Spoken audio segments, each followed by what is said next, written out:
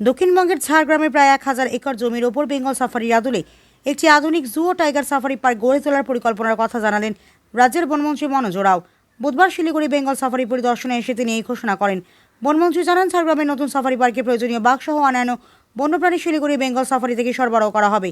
এর ফলে দক্ষিণবঙ্গে বন্যপ্রাণ পর্যটনের নতুন দিগন্ত উন্মোচিত হবে বলে আশা প্রকাশ করেন তিনি। এছাড়াও পর্যটকদের আকর্ষণ বাড়াতে সম্প্রতি বেঙ্গল সাফারিতে আনা সিংহগুলিকে খুব শীঘ্রই তাদের নির্দিষ্ট এনক্লোজারে ছেড়ে দেওয়া হবে বলে জানান বনমন্ত্রী। বন দপ্তরের কর্মী সংকটের বিষয়ে তিনি মন্তব্য করেন। দপ্তরে বিভিন্ন শূন্য পদে দ্রুত নিয়োগের প্রক্রিয়া শুরু হবে বলে আশ্বাস দেন তিনি।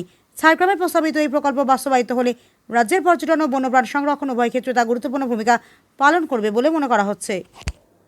আমাদের নতুন সরকার আর এখানে যে সাফারিটা হচ্ছে বেঙ্গল সাফারি, কীভাবে টাইগার সাফারি করতে চাইছে ঝাড়গ্রাম, তো সেখানকার প্রসেসিং শুরু হয়ে যাবে। আমরা একটু দেখা করতে এসেছিলাম যে কী পরিস্থিতি আছে না আছে, এবং এসে খুশি হলাম এই কারণেই যে বেঙ্গলের একমাত্র সাফারি হয় এখানে জু সাফারি, যেটা আমাদের ইন্ডিয়ার মধ্যে সবথেকে বিগেস্ট, মানে এত বড় এরিয়া এত ভালোভাবে সেটা কোথাও নেই।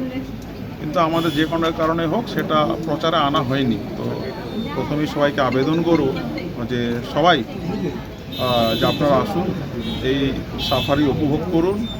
এখানে প্রচুর ভ্যারাইটি আছে, বাঘ, কিছুদিন পর সিংহ চলে এসছে, ছেড়ে দেওয়া হবে, হরিণ আছে, ভালুক, সব কিছুই আছে, এবং ভালো একটা প্রাকৃতিক পরিবেশ তৈরি করা হয়েছে। তো এটার জন্য আমরা ডিপার্টমেন্ট থেকে এসেছিলাম, বৃক্ষরোপণ করেছি, সাথে পুরোটা ভিজিট করেছি। এখানে এরপরে সফল পর্যন্ত আমরা অ্যাকচুয়ালি সাফারিটা কীভাবে চলছে না চলছে, কেমন চলছে সেটাই এসেছি।